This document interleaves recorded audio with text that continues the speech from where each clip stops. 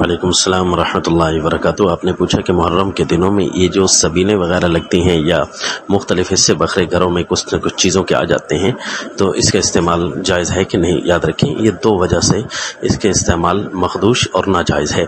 पहली वजह कि ये चीज़ें गैरुल्लाह के नाम की बाज़ औक़ात न्याज़ होती हैं, मसलन न्याज़ हुसैन रज़ी अल्लाह तआला अन्हु वगैरह ये शुहदाए करबला की तरफ मंसूब की जाती हैं।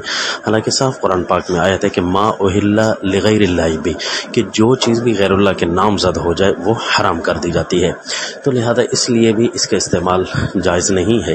और दूसरी ये वजह भी होती है कि मुसलमान अल्लाह के नाम की कर देते हैं और देखा देखी एक दूसरे की करते हैं, जबकि इन दिनों के अंदर ऐसा या किसी भी दिन में कोई ऐसा काम करना जो सुन्नत से साबित ना हो तो बिदअत के कबीले से हो जाता है।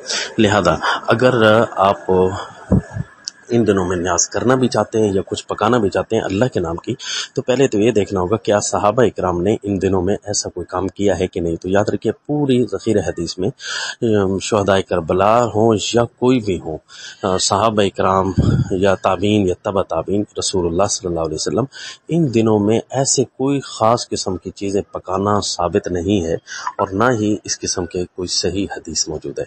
लिहाजा मुसलमान अगर इन दिनों में मखसूस तरीके से अल्लाह के नाम की न्याज़ भी बनाते हैं तो ये मखसूस तरीक़ा जो है इन अय्याम की तख़सीस की वजह से बिदअत के कबीले से आ जाता है। लिहाजा इस दूसरी वजह से भी ये चीज़ें नाजायज़ हो जाती हैं, या गैरुल्लाह की न्याज़ या बिदअत। लिहाजा इस चीज़ों से एहतिराज़ करना चाहिए। बस इन दिनों में जो रोज़ा है सुन्नत के मुताबिक काम यही है और यही काम किया जाए। अस्सलाम।